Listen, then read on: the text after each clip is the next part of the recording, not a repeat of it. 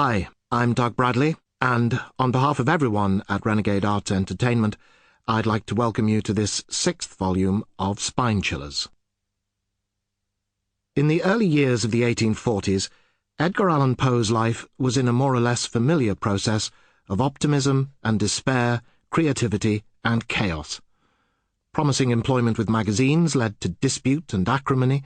Hopes of fulfilling his long-cherished dream of launching his own literary magazine rose and dwindled. Ever-present financial worries, the eruption of Virginia's tuberculosis which overshadowed everything and undoubtedly contributed to his heavy drinking in this period.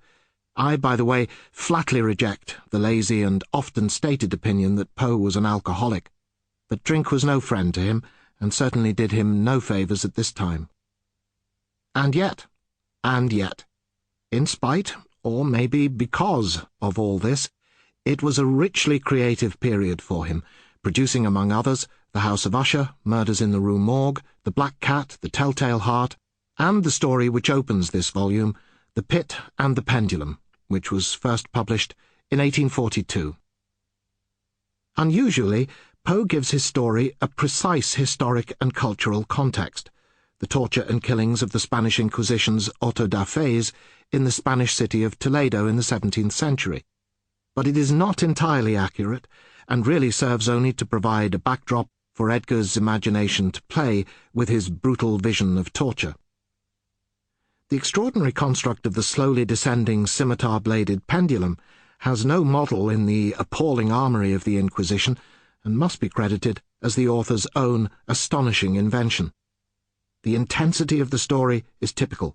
We're offered little or no detail or context in which to place the story, nor any biographical detail about the narrator.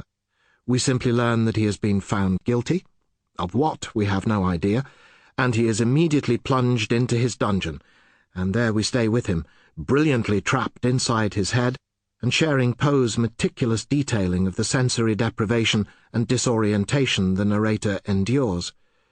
To echo this, we've decided to give this story no musical accompaniment, but have used sound effects only.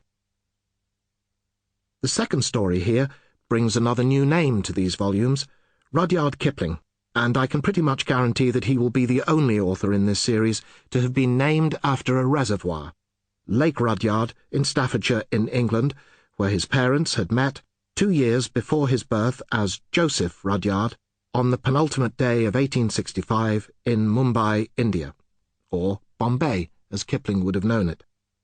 He lived in India for his first 5 years, then in England until he was 16, when he returned to India and took up work with a newspaper, the Civil and Military Gazette in Lahore, in what is now Pakistan.